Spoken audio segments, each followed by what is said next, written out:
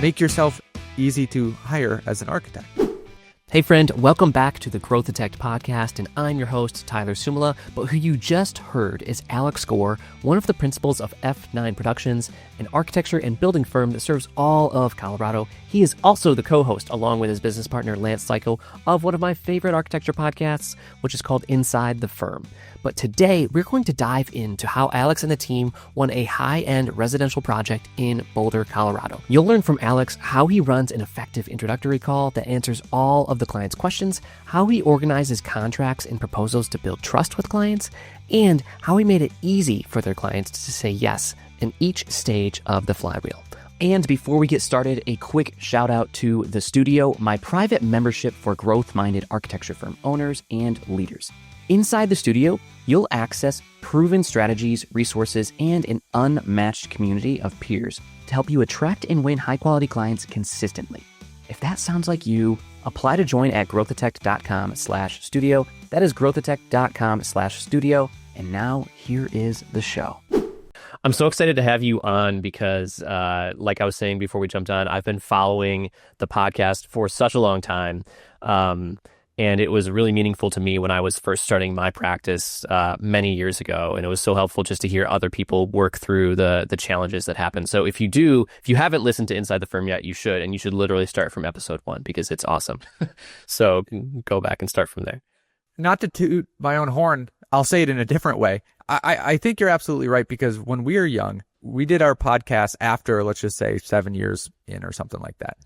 But one of the things that was very relieving to me was we were doing this one project, and this might sound mundane to some people, but when you do like a townhome project or in the cities, and especially if you were building from scratch and only did residential, anytime you're doing something different, you don't know what you don't know, so you don't know what's normal or not. So we're fighting these like transparency issues and then, structural issues and stuff like that. And we had a mentor, and his name was Jerry Boland, and he's amazing. And we looked up to him because he was awesome, and he was older, and he knew stuff. And he had a similar project, on the other side of town.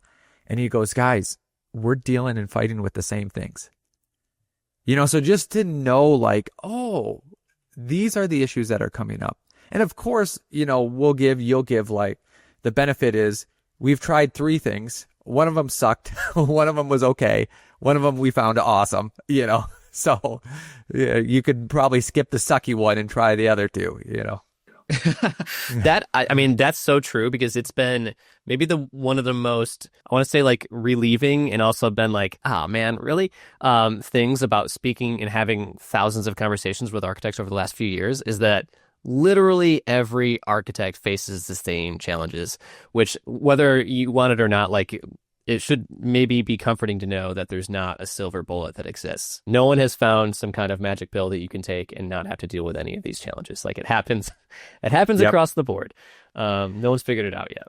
What's so crazy too? I know I'm going on side tangents, so sorry about that. But I've in our podcast too, we talked to a lot of people, and you don't want to ever give unsolicited advice, especially when people are doing better than us. That's totally fine and normal, and have better designs, better companies.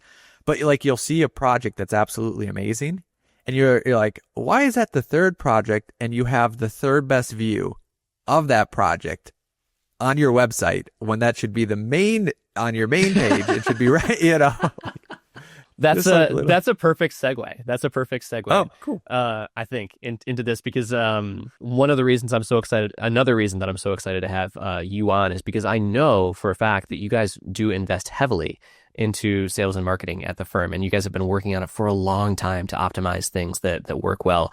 And frankly, you're just one of the few small firms that I know of that are doing that.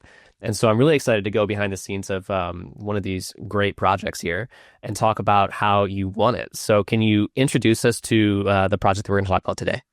Yeah, we call it Level 1 because it was kind of leveling up. We also call it the Boulder House. We also call it Kenwood Drive.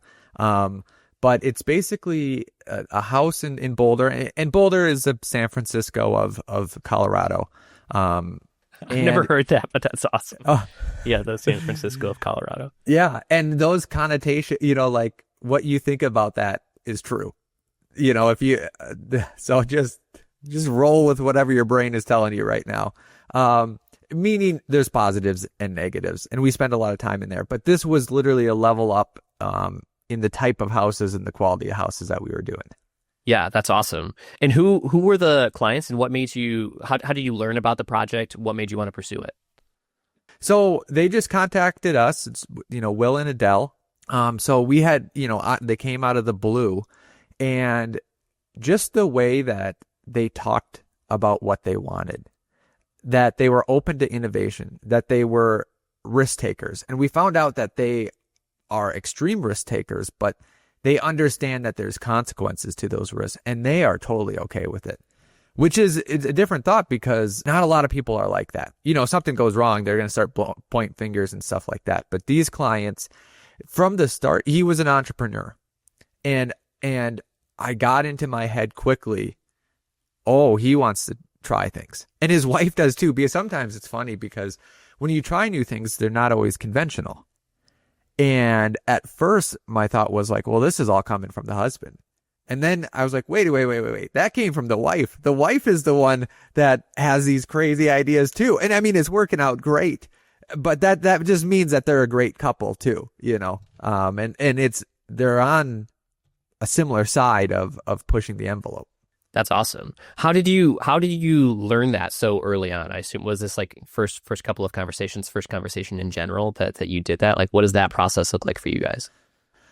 One of the things, because, you inquire, and, we can talk about that, sales call or first meeting call and stuff like that. And one of the things that he said is, what if wants a bunch of solar panels on there, but what if the solar panels are the roof? And then it's like, okay, what do you mean? He means, solar panels do shed water. And if you could, we ended up not making the roof solar panels because we'd be inventing a new product essentially. And then there's issues with seams. Because you'd have to, invent something, which seems might slow you is down a process. Yeah.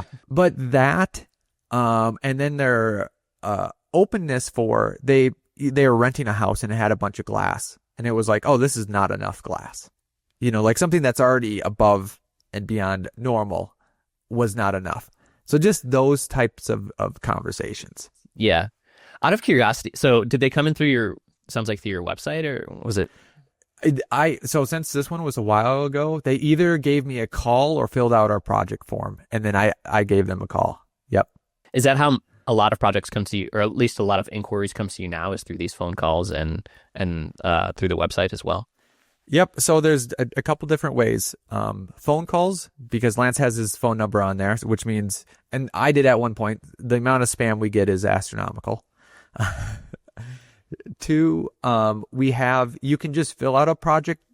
Oh, I have this project form, and just fill it out, and then we will email you back. Or there's a Calendly invite, like you can just pick a time and sign up.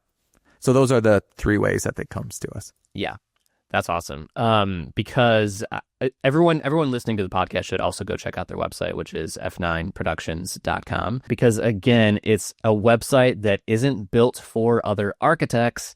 It's actually built to attract clients. Like, it becomes very clear what the goal of a visitor on that website is. You want them to book a call. It pops up multiple times. It supports that evidence all the way through. And then when you scroll down to the bottom, you are then again asked to book a call if you're interested. And just optimizing towards that single action drives a bunch of inquiries, and it puts you in a, I'm assuming it puts you in a great place where you're probably not, I'm sure you're not taking on the vast majority of the options that are coming to you, opportunities that are coming to you. You can kind of push them through your go or no go decision-making process and choose the ones that you really are passionate about. Yep. And also too, on one of our latest episodes, we talked about college students trying to get a job. And my theme, obviously there's tactics. So like everything we say here, Tyler says here, there's overarching themes that you should aim for. And then there's probably like 5 tactics under it that help that out. Hacks, baby. Hacks. Yeah. And what I told the students was, make yourself easy to hire, right? Because here's just only one small tactic. If you send me an email but not your resume and portfolio, now you're making me ask for that, right? And let's say I'm in a bad mood for whatever reason, and I don't want to.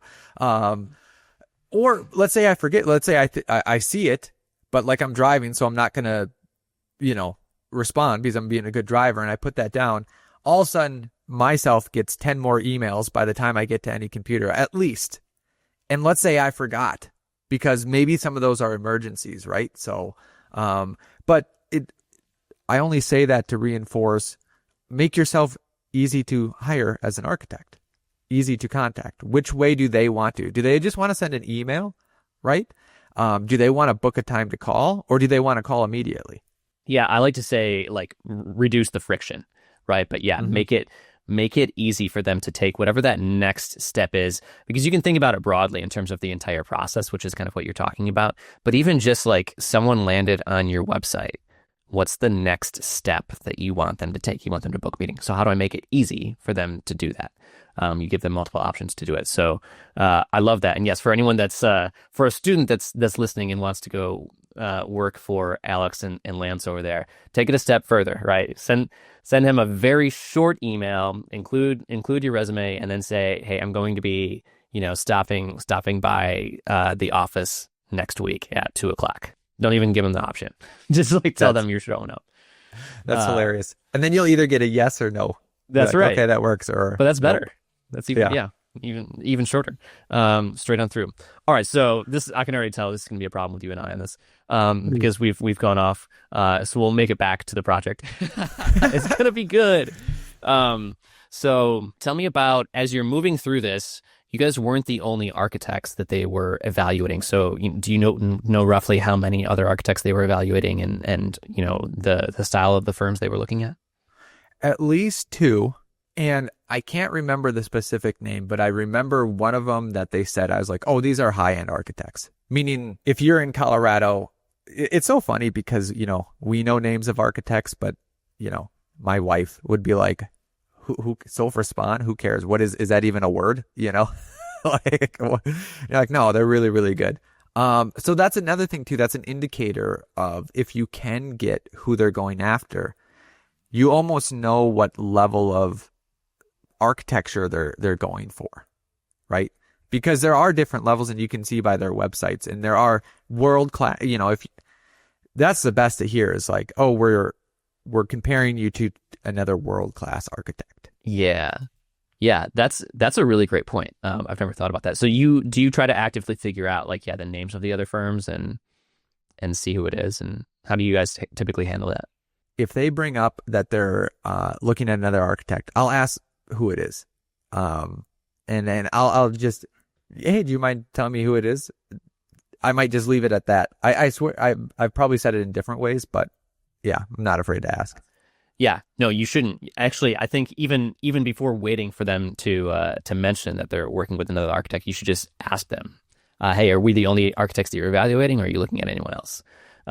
Just to know up front. And then I always recommend, I call it a D&D statement, like a different, not down statement, because you don't want to talk down about your competitors. That's a bad look.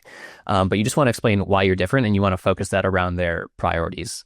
So I like having D&D statements for all of your primary competitors.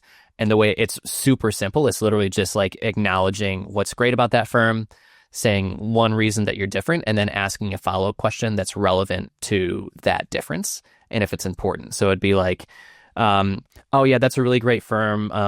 They, focus a lot on sustainable practices. We're a little bit different because we look at the project a lot more holistically, and tie that closer to your budget. So out of curiosity, how important is the budget to the project that you're looking to do here? Yeah. Right. So you just move right beyond it. Like, you acknowledge that they exist, you say that they're good, and then you move right on to something that's going to be beneficial to your positioning with them. Okay. Another tangent there, but that's awesome to hear. So you were up against a few different architecture firms, and I'm assuming you guys had to present a proposal of some kind. Did you present it? Did you send it? How do you guys typically run through that process? Yeah. So after we have either an online meeting, online meetings are more normal now than before. Before, the pandemic, it was all in person. We'll put together a proposal for them, and send it to them. And basically, one of our differentiator there is that what we found is that you want to demonstrate that you can do the project.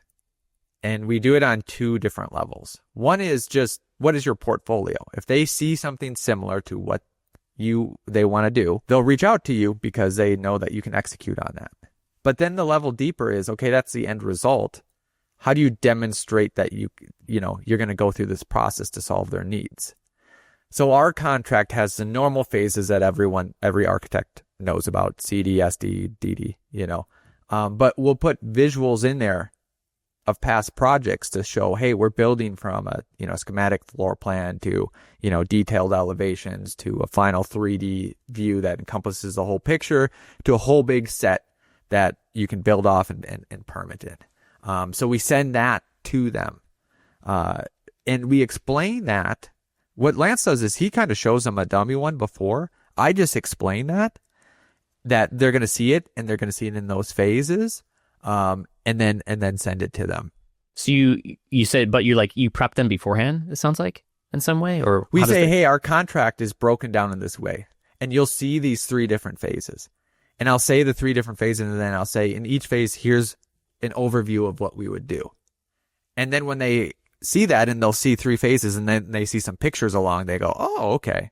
It matches exactly what he said. Yeah. That's really important though, because I always preach that you should present the proposal and not send it.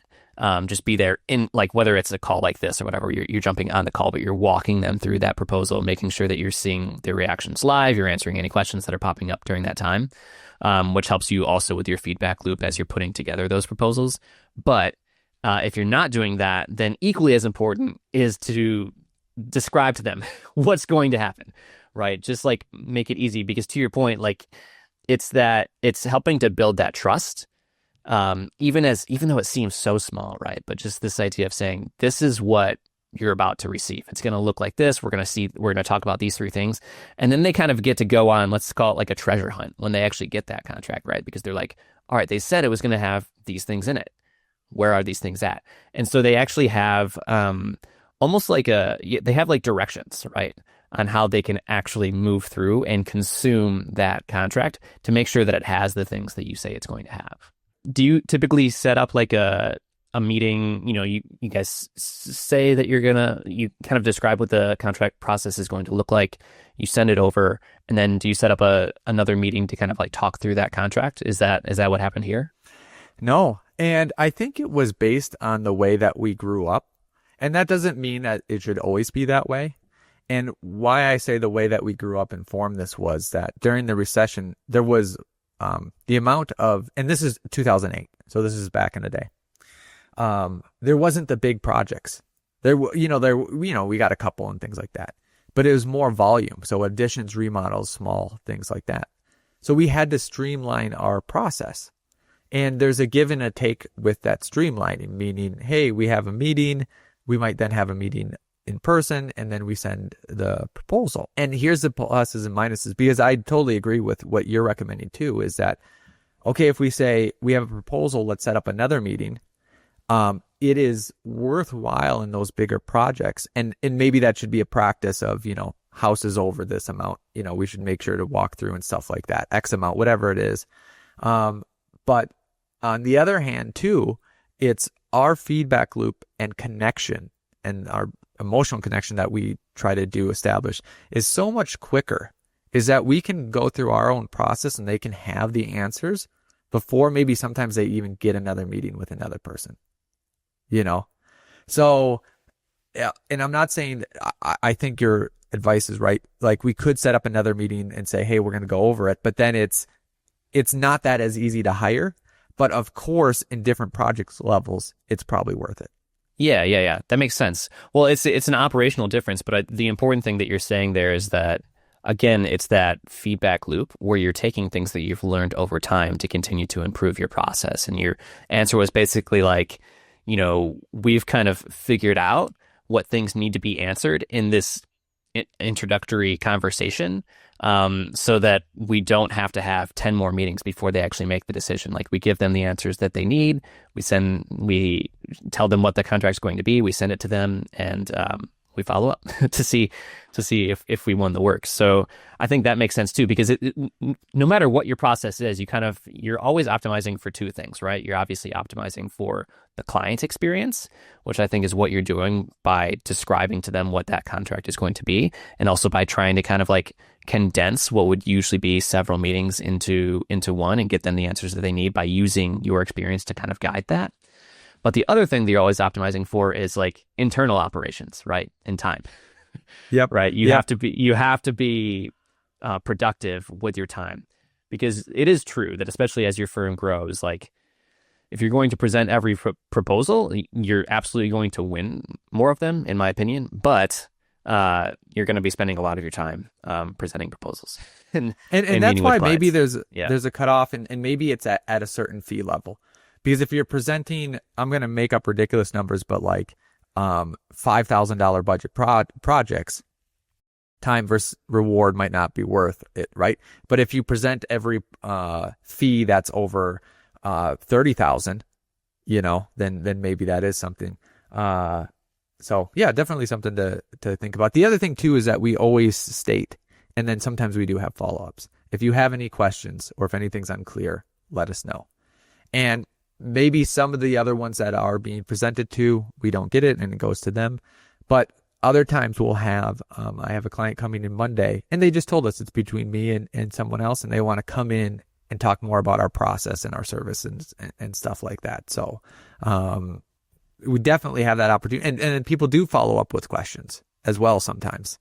And then we like to knock them out of the park. All right, just one quick detour. Growth-minded firm owners and leaders, I need you to listen up. What if you had a reliable way to attract ideal clients, communicate your value, and have a heck of a lot of fun while doing it? That's exactly what you're going to get inside the studio, my private membership with some of the world's best firm owners that has quickly become my favorite place on the internet. Inside, you're going to get access to more than 100 proven sales, marketing, and social media growth hacks designed specifically for architecture firms. You'll join our live growth workshops walking you through marketing and sales strategies step by step, and also our live solution sessions where you can get real-time feedback on your challenges from your peers, plus, of course, unlimited 24/7 access to a community of firm owners sharing what's working for them right now. Plus, courses, templates, tools, and so much more. There's honestly just too much value to capture right here. So if you're serious about investing in your growth and accessing exclusive strategies, then please apply to join us at the studio by going to growthatect.com/studio. That is growthatect.com/studio. I cannot wait to meet you. All right, back to the show. Well, so in this project, you're up against a few architects. You're putting together this contract and proposal for them.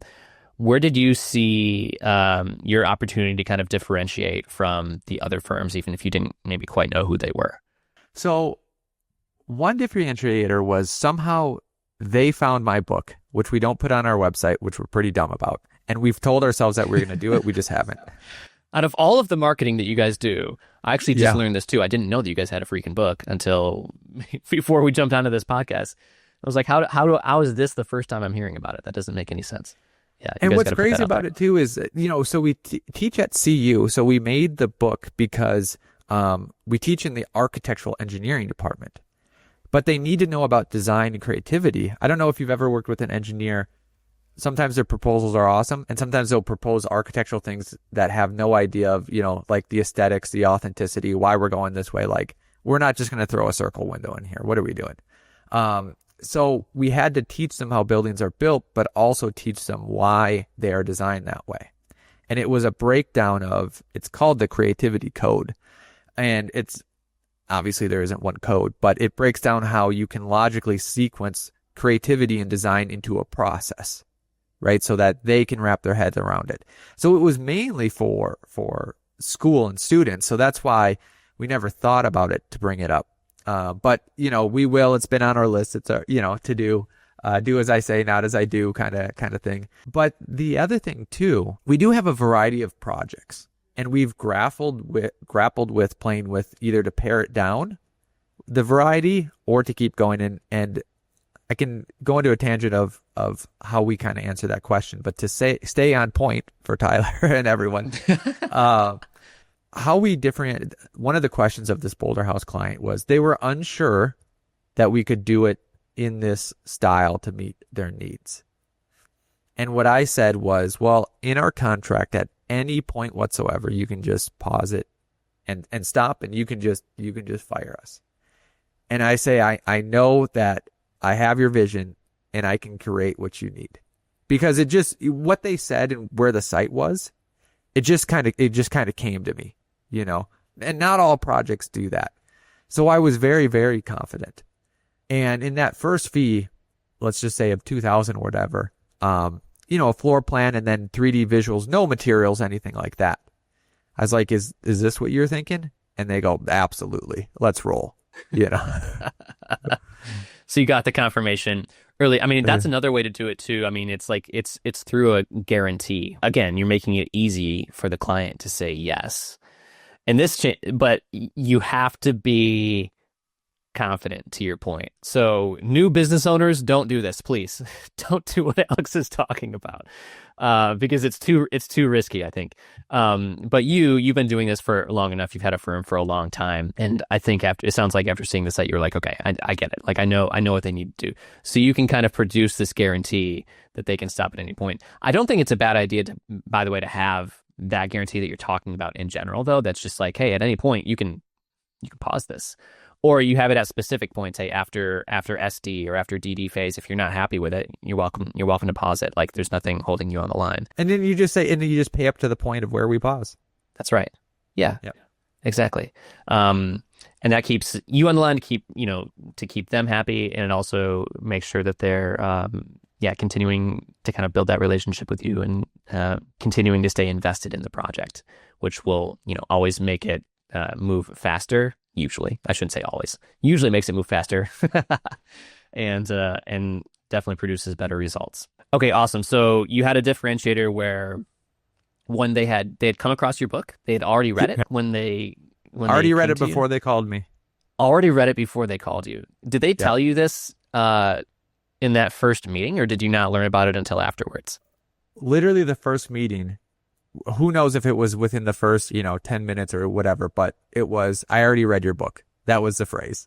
I was like, oh. And you said, great, here's the payment link, here's the signature. Are you ready to go? Yeah, exactly. And I thought, I've had a couple clients on that. And honestly, the other client too, in my head, if you read the book, you're sold. That's because of the amount of time that you've invested, and I believe it's a good book, and I believe it delivers value. So if you're delivering value for people, it sort of again demonstrates what you can do without going through the whole process. But both of them, in a professional way, questioned like that Boulder House. Well, I don't know if you can do that. And then the other one too was, I guess it wasn't so much question, but it was like, oh, we're still looking at other architects as well. Yeah. How long was the process of kind of winning that project for you guys? 2 weeks. Yeah. Okay, great. Yeah. Like a normal sales cycle. So the evaluation, you were able to keep the evaluation decision-making process quick. It sounds like by addressing those objections like head on kind of immediately. Yep. And I think that's important too. Like you want to know what the objections are. You want to ask for them.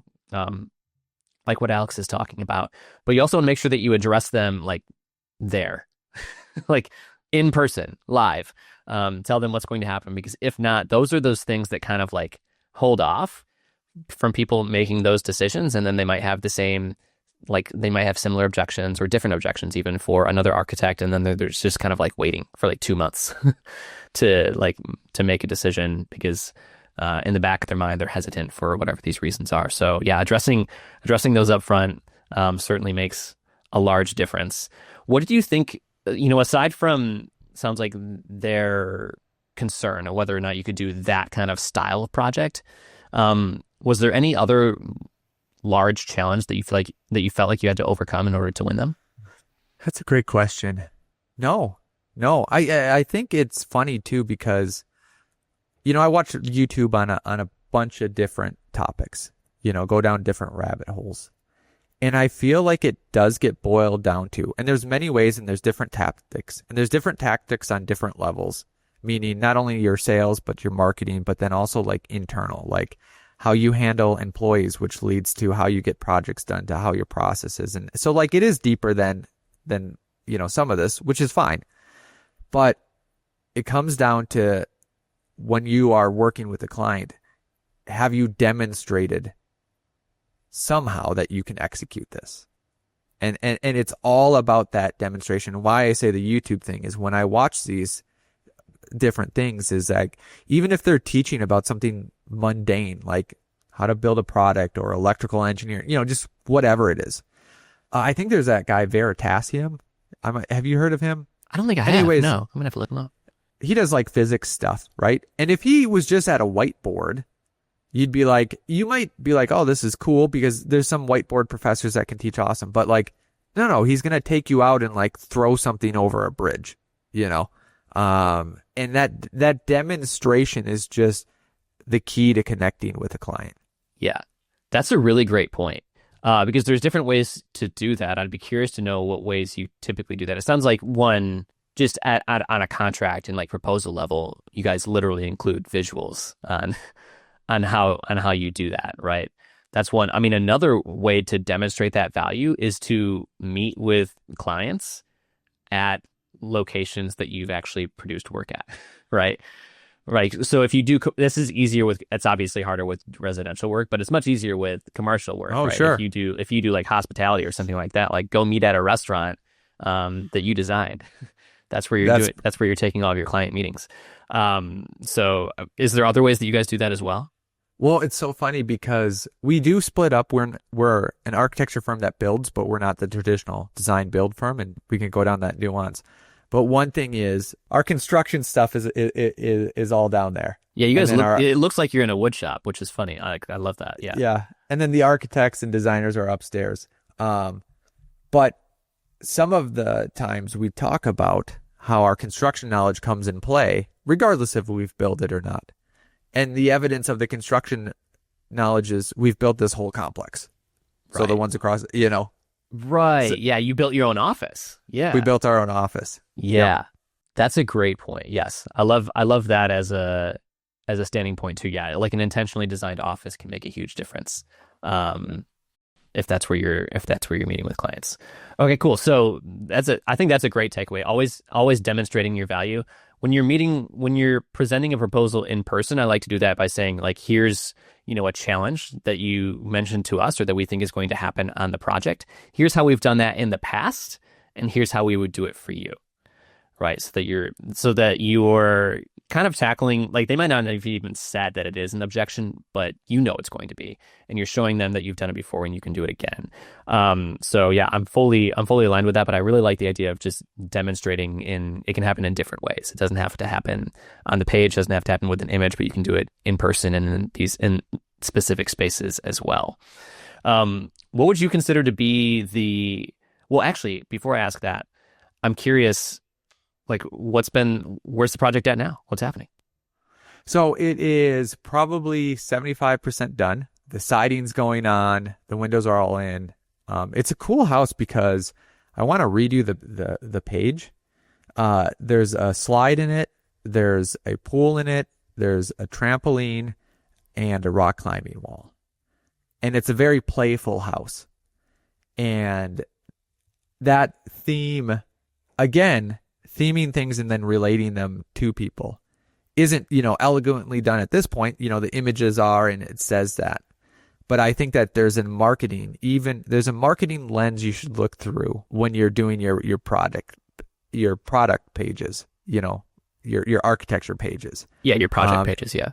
Yep, and that would be the hook there. So I think it's very important to get your projects up.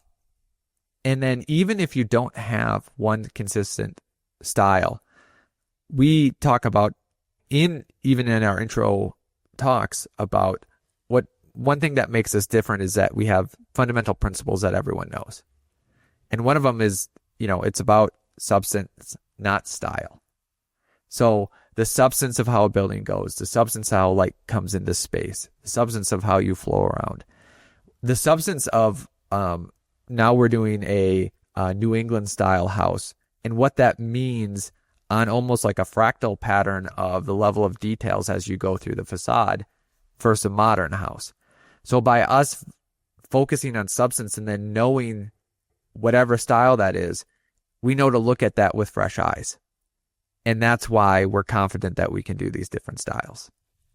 Got it. Yeah, because the framework is the same, right? It's like the operations that you're using are always going to be the same because it's the same, I guess, material treatment.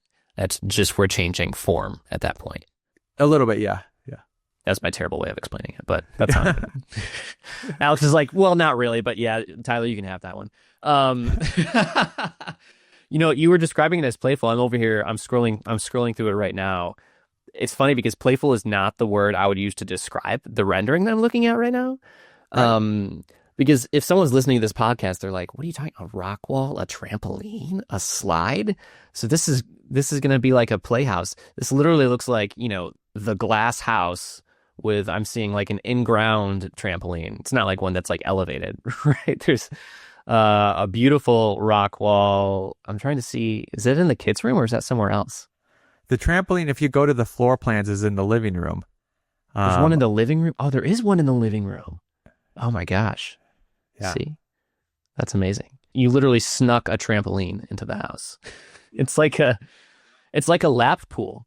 It's like the same dimensions as a lap pool, but it's just a trampoline. And I kid you not, everyone here, it's literally just like plopped right behind the dining room table. Yep. It's along the glass wall. That's amazing. Yeah. Oh my gosh. That's so awesome. What would you, what are some of the, I don't want to limit it to just this project because I know you guys have been doing this for so long. And I think us walking through this, I was asking you to talk about a specific project because I think that works better. It helps to focus the conversation. But you guys have been optimizing this process for such a long time. And by process, I mean like how to win work, right? And not just work, but like actually the right clients, right? That you enjoy working with, that are fulfilling, that are mutually beneficial, meaning like the clients enjoy working with you, you enjoy working with them. It's financially beneficial for you. And hopefully it's also, they're getting an ROI of some kind as well. If not financial, then obviously like mental, emotional, longevity, different types of ROI that they're getting out of that. But what are some of the largest lessons that you kind of take with you as you move forward into other projects? The first is I've learned recently, and I've been doing this for a while, so it's painful to learn this lesson this late in the game. I still got a lot of ways to go, right? I'm not too old. I'm not that old. I just turned 40. Yeah, there we go. But there's been a couple projects where I knew my client's pain point, and the economy currently has been just up and down, even with things coming in. So like, holy cow, there's a bunch of people coming in to, oh, there's no one coming in. And sometimes when we feel that, we have a 9-person firm, some people on the construction side, we still have mouths to feed. We're still running a firm and all that. And the normal reflux is to make sure you get the work. And you can do that by, skimming the price a little bit down. And I just haven't been doing that. And I've still been getting the work. And why it's so painful is like me doing back of the envelope calculations over the because there's been ups and downs, like how many thousands of dollars or hundreds of thousands of dollars have I lost? And I think why we're still winning it because these last two that we've won, both clients said, they said you were the highest, but we still went with you. So they let me know that I was higher than everyone else. Where if I would have came in line, they would have been happy. Oh, cool. He's the best, but also the same price or lower than everyone else. So that's the biggest lesson. Let's go. I don't think I've ever been more excited by any lesson to be mentioned on my podcast before. That's awesome. That's awesome. My pain is your gain. Oh my gosh. Well, I think that's so amazing because, the long way, right? You figured out the long way, but you're realizing that clients aren't choosing whether or not to work with you because of price, right? That's a huge realization. So Now, I don't think that every firm can do this like right off the bat. That's why I think it's important.